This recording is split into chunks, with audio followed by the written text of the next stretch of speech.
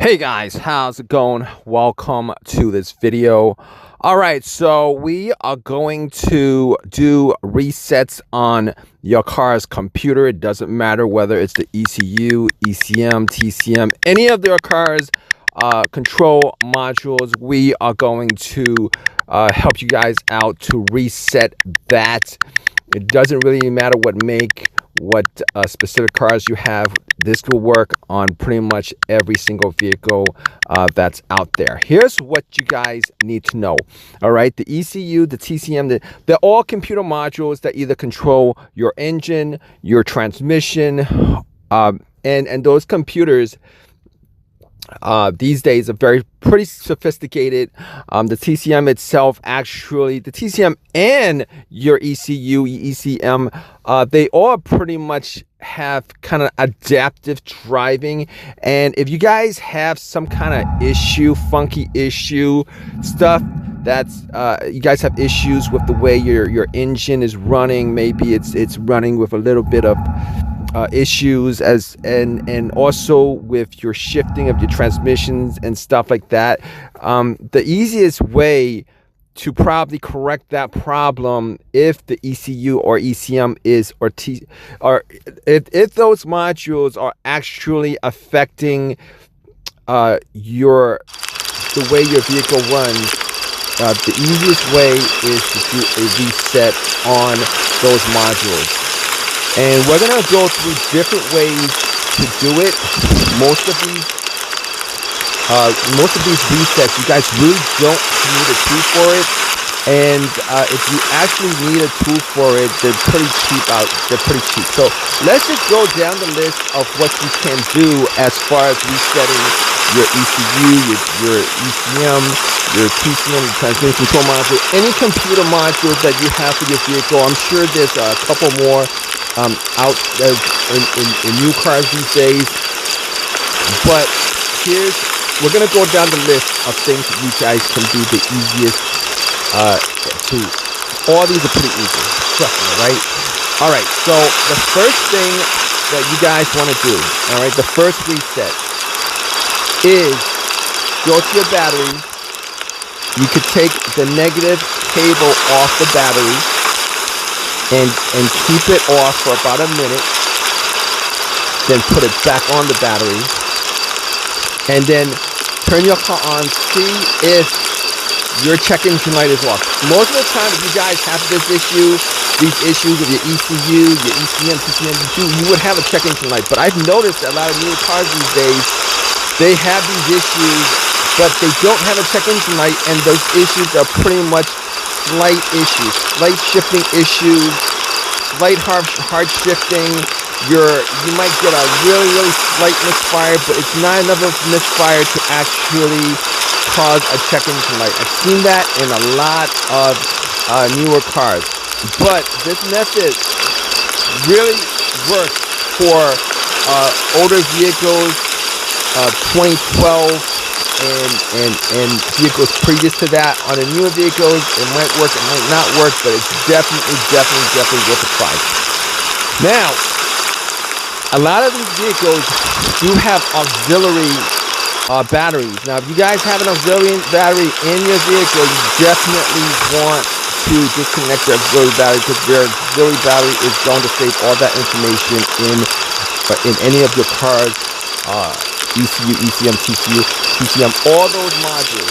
All right, now, if you guys want to take it one step further with taking the cable off the battery and draining your car entirely, what you might want to do is take the positive battery off, take the positive cable off, take the negative cable off, and essentially connect them together. Take a zip tie, connect them together for about 5-6 minutes. That'll drain all the charge from your car system, and then put it back on, and then that might actually help more if the original version, the original way to do it, didn't.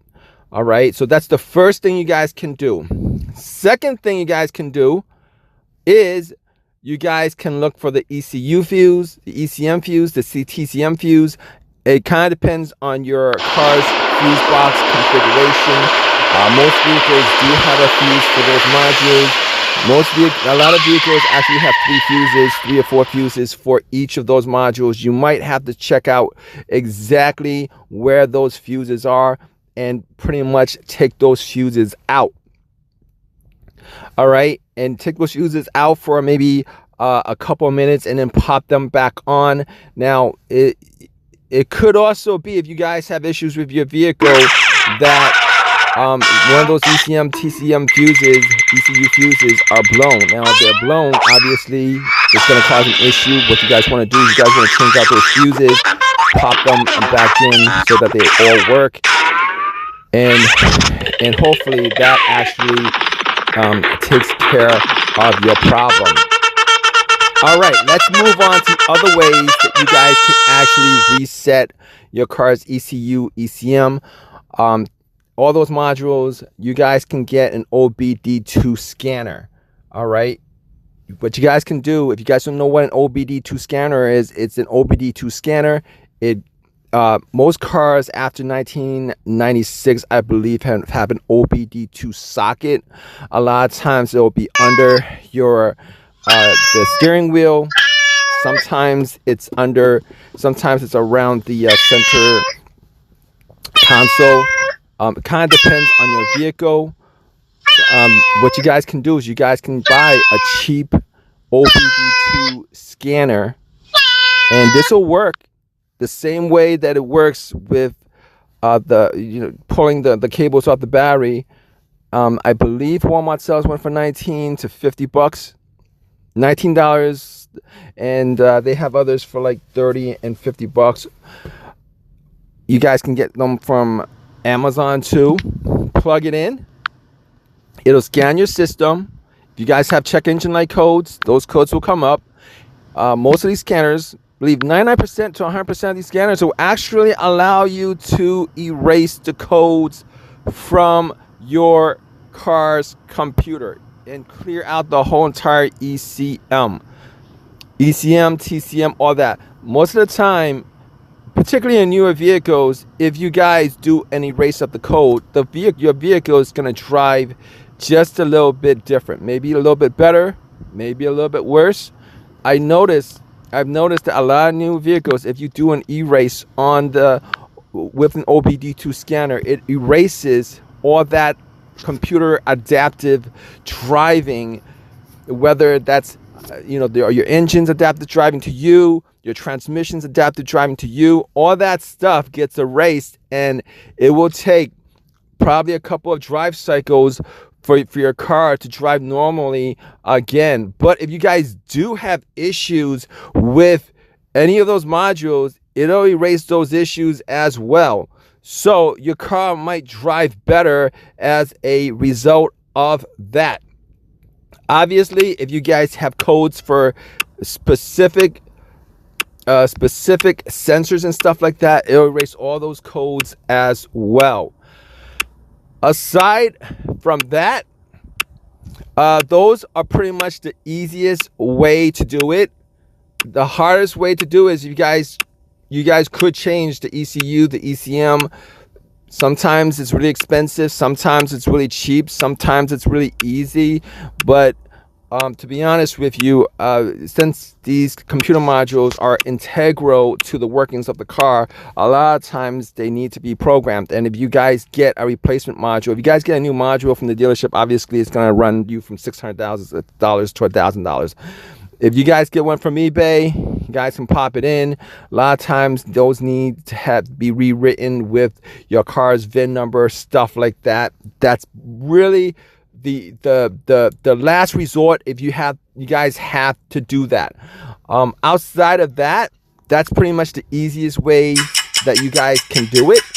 And if you guys have other ways that you guys can, if you guys think of other ways that you guys can do it, I don't think there's any out there that's as easy as the way that I've explained it.